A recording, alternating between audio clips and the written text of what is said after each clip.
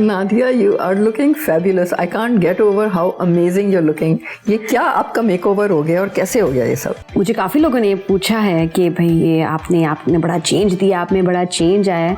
मुझे नहीं लगता कि कोई चेंज आया एज सच. मैं शुरू से नबीला एक टॉम्बॉय रही हूँ, एथलीट थी, गोल्फ खेलती थी. मेरे पास तो ये हाल था कि शलवार कमीज़ नहीं होते थे घर में. तो ये ड्रामाज जब मैंने किया तो फर्स्ट टाइम ईस्टर्न वेयर पहना. तो अब्बा भी मुझे, मेरे वालिद साहब ने भी एक लड़के की तरह मुझे मेरी जो सारा ब्रॉटअप किया है वैसे ही होता था.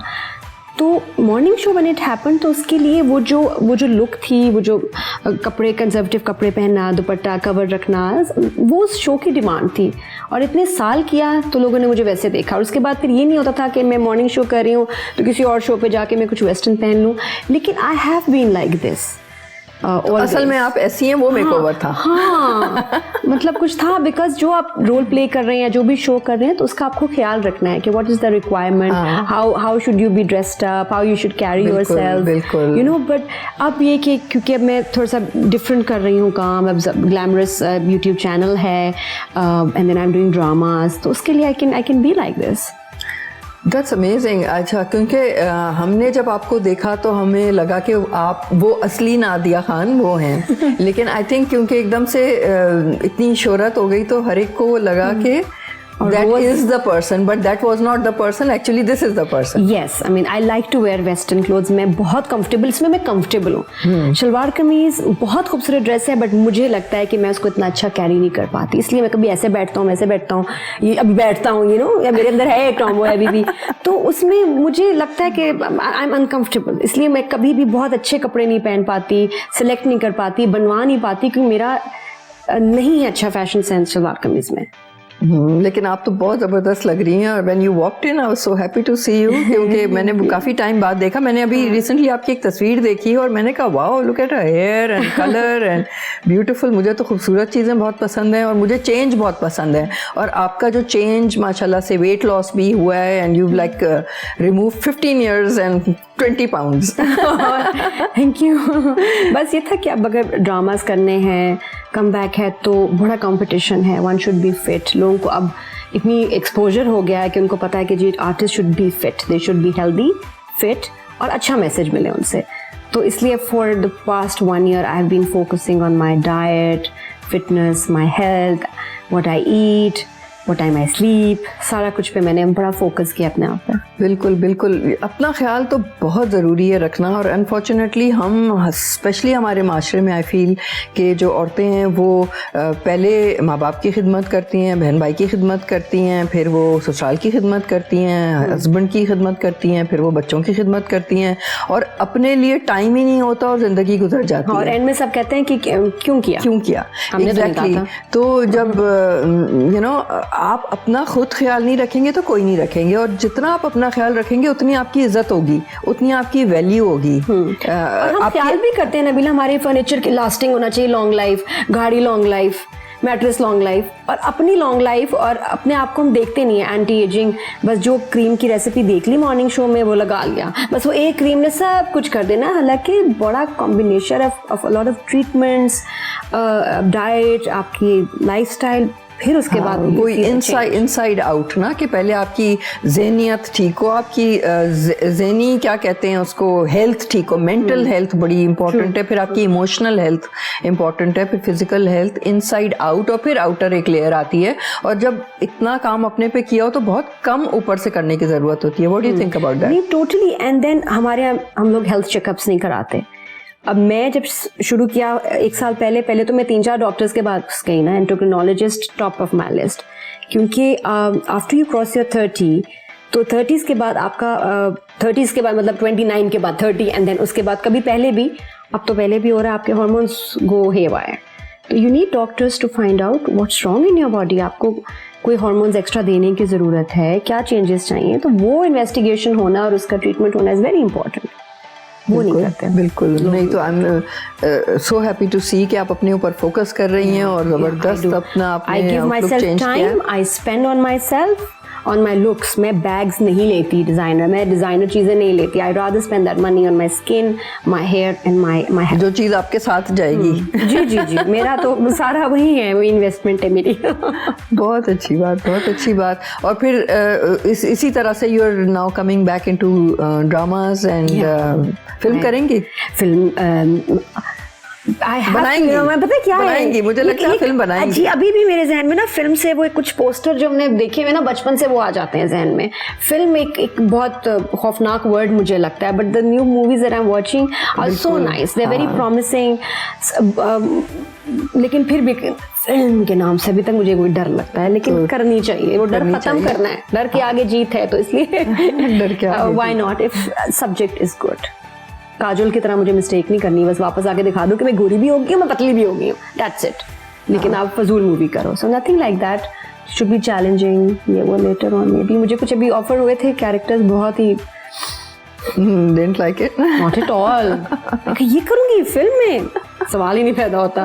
नहीं. You'll do so well because आप I don't know how you connect with the audience. They love you. The masses especially, they just love you because आप बबली कैरेक्टर हैं या बहुत ही नॉटी हैं अंदर से, या there is something about you that people love, that especially our masses. But Nabila, मेरे extreme expressions हैं. मैं जब आंखें खोलती हूँ तो बिल्कुल फाड़ लेती हूँ ना आंखें, और जब हंसती हूँ तो पूरा हंसती हूँ. ड्रामे में नहीं होता है. सीरियस. अच्छा, मुझे समझ नहीं आ रही थी, मैं जब लाहौर गई हूँ अभी, हम अवार्ड्स के लिए, आपकी टीम वहाँ थी, और उससे पहले वो कराची का एक वो पता नहीं कौन सा फैशन वीक हो रहा है, वहाँ वो सारा क्रू गया हुआ. They are so professional. उसके बाद अभी यूके जा रहे हैं. हाँ. मतलब दिनों में आपकी टीम उठ के एक जगह से दूसरी जगह, और इतनी एनर्जेटिक, इन्वॉल्व सारे लोग. how do you control them and how do you manage them? और इतना उनको आपने organized with your proper सारी चीज़ें होती हैं. मेकअप हमेशा अवेलेबल होता है, ब्रशेस, चीज़ें आपका, इवन वो टेबल स्टैंड्स, हर चीज़ एनप्रो की पड़ी होती है. आप कैसे डिसमेंटल करते हैं सारा, मुझे, मैं I am very impressed. But how do you manage? Thank you. नहीं, you know I been doing this for 30 years. अब तो इतनी उम्र में तो सीख जाना चाहिए. लेकिन हाँ, यू राइट कि हम लोग सारे माशाल्लाह मेजर इवेंट्स जो हैं वो हम लोग कर रहे होते हैं, और एक दिन ये अवार्ड हो रहा है, दूसरे दिन ये शो हो रहा है, लाहौर में ये हो रहा है, दुबई में ये हो रहा है, फिर शूटिंग हो रही है. तो हमारी एक तो टीम बहुत बड़ी है. हमारी ट्रेनिंग पे हम बहुत टाइम लगाते हैं. मैं पर्सनली ट्रेनिंग में इन्वॉल्व होती हूँ, और हम हर कुछ महीनों बाद सब चेंज कर देते हैं, अपनी नई कलेक्शन ले आते हैं. मेकअप की फिनिश, लुक्स, कलर सब चेंज कर देते हैं. हेयर का भी हम ऐसे ही करते हैं. So we work very closely with fashion weeks. उसमें ये होता है कि designers they show at least twice a year, जो स्प्रिंग समर होता है और फिर ऑटम विंटर होता है. तो हमारी कोशिश होती है कि हम अपनी पूरी कलेक्शन उस टाइम पे लॉन्च करें, और फिर वही काम फिर सैलॉन में होता है. तो जो हमने स्टेज के लिए किया होता है वही ट्रिकल डाउन करके फिर क्लाइंट्स देखते हैं, फिर मांगते हैं. तो एक साइकिल बन गया है, और वो एजुकेशन की तरह हम यूज़ करते हैं टू क्लाइंट्स ऑल्सो और स्टाइलिस्ट ऑल्सो. और इट्स अ ह्यूज टीम. कुछ आते जाते रहते हैं, लेकिन मेन जो है 80% वही रहते हैं.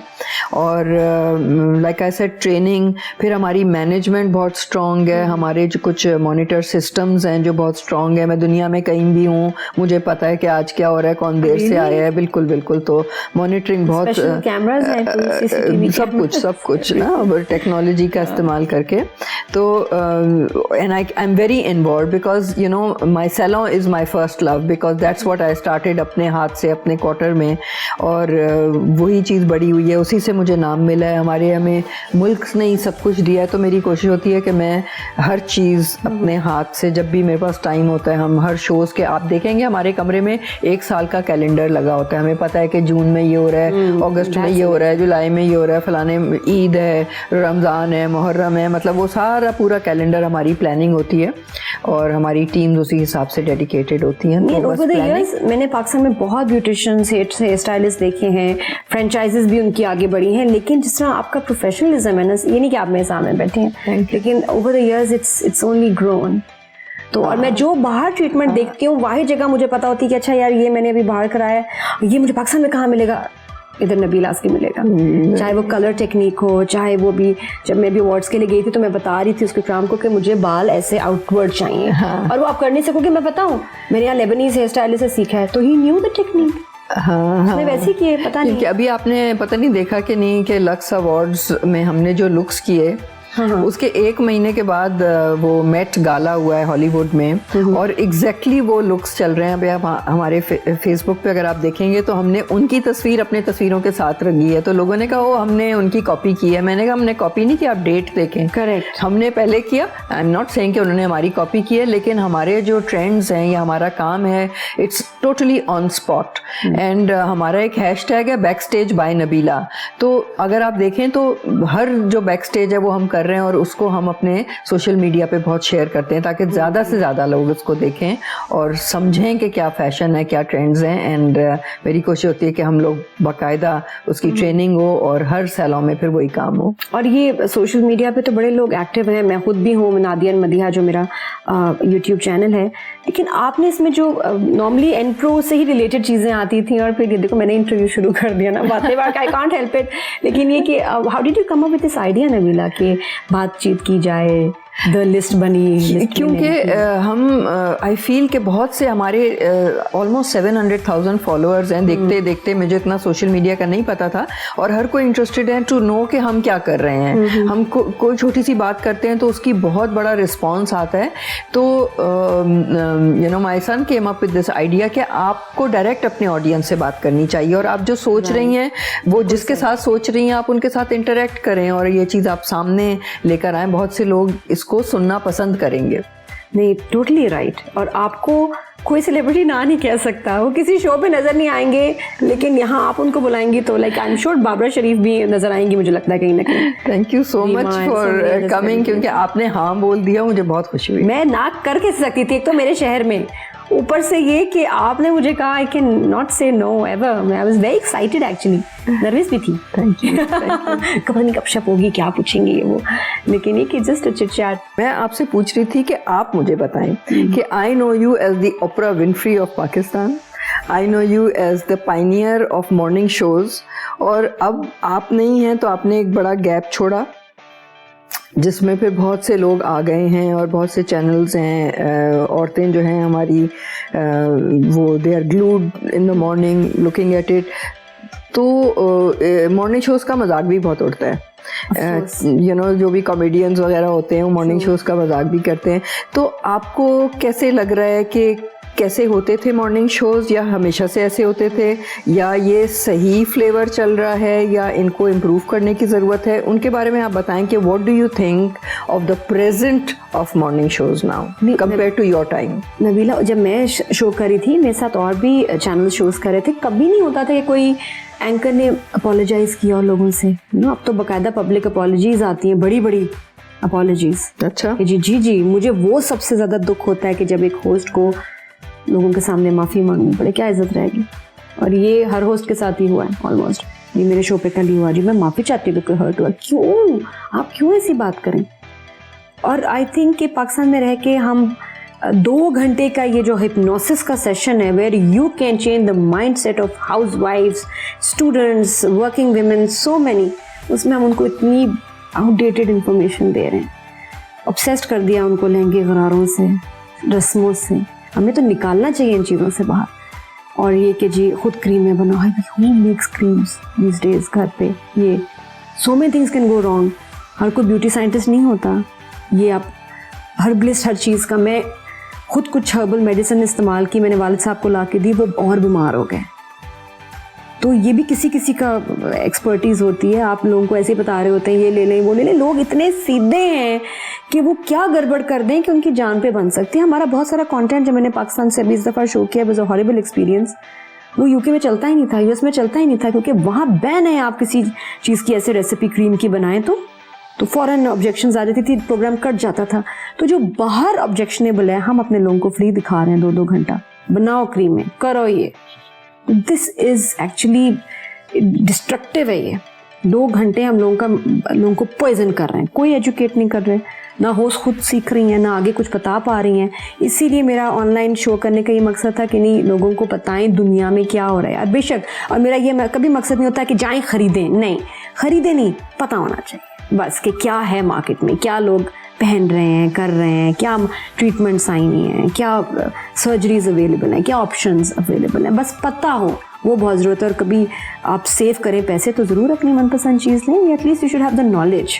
बट ये घर में बैठ के जो बना रहे हैं ना ये तो आप इसमें किसको ब्लेम करती हैं? आप रेटिंग्स को ब्लेम करती हैं? क्योंकि ये तो मुझे लगता है एक विशियस साइकिल है, क्योंकि हमारी ऑडियंस ये देखना चाह रही है, तो ये कैसी हमारी जहनियत है, हमारे मासेस की कैसी जहनियत है जो ऐसी चीज़ें देखना चाह रही हैं, जो ये देखती हैं तो फिर ये बिकती हैं, तो फिर ये हम और दिखाते हैं, तो हम इस साइकिल से निकल ही नहीं पा रहे। मतलब आप जब मैं शो करती थी, मैं और मेरे साथ के शोज में सबका कहती हूँ, आप देखती होंगी आपकी फैमिली फ्रेंड्स में कितने लोग देखते थे, ठीक है ना, आपको पता होता था। अब मुझे बता दें आपके कितने जानने वाले देख रहे हैं, कौन देख रहा है ये शोज? और ये पीपल मीटर ने एक्चुअली बर्बाद किया आके टेलीविजन और मीडिया को, कि बिल्कुल चैनल सीधा जा रहे थे और ये पीपल मीटर आके ऐसे एक वायरस आया हमारे मीडिया ने और सबको मिसगाइड कर दिया, बर्बाद कर दिया है।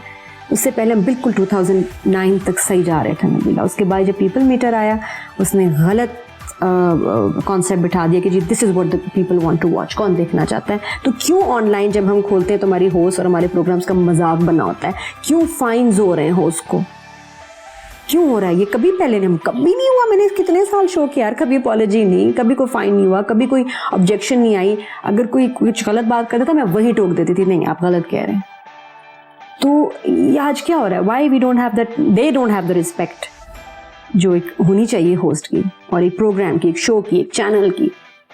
वो मुझे बहुत दुख होता है। लेकिन ये कि मुझे भी लगता है कि अब जिस तरह का दौर है, मैं पाकिस्तान में बैठ के अच्छा मॉर्निंग शो नहीं कर सकती, तो इसीलिए मैं यहाँ से ही ऑनलाइन चीज़ें कर रही हूँ ताकि लोगों को। लेकिन एक चीज़ मैं आपको उनके डिफेंस में बताऊँ कि जैसे हम भी करते हैं मॉर्निंग शोज़ पे, हम जाते हैं, लेकिन मेरी कोशिश ये होती है, जैसे आपने कहा कि अगर मुझे एक प्लेटफॉर्म मिला है जिसमें मिलियंस औरतें जो हैं वो बैठ के सुन रही हैं कि मैं क्या कह रही हूँ, तो वो मेरे लिए अमानत है कि मैं सही चीज़ बताऊं जिसमें उनकी बेहतरी हो, जिस चीज़ को मैं बिलीव करती हूँ। सिर्फ इसलिए नहीं कि ये चीज़ बिकनी चाहिए इसलिए करूँ, या मैंने इससे पैसे लिए हैं तो मैं इसकी बात कर दूँ, बल्कि मेरी कोशिश होती है कि जैसे हमने पूरी एक मूवमेंट की है ऑन द मॉडर्न ब्राइड, पिछले 3 सालों में हम जब जाते हैं हम कहते हैं कि क्या ज़रूरत है जूड़े की, क्या ज़रूरत है कंटूरिंग की, क्या ज़रूरत है इतनी लिपस्टिक लगाने की, ये निकालें वो निकालें, इसको करें, इसके बाल नेचुरल करें, इसको ठीक करें, अगर जूड़ा पहना है तो फिर ये ना पहने, अगर ये पहना है तो ये ना करें, अगर ये है तो ये सिंपल रखें,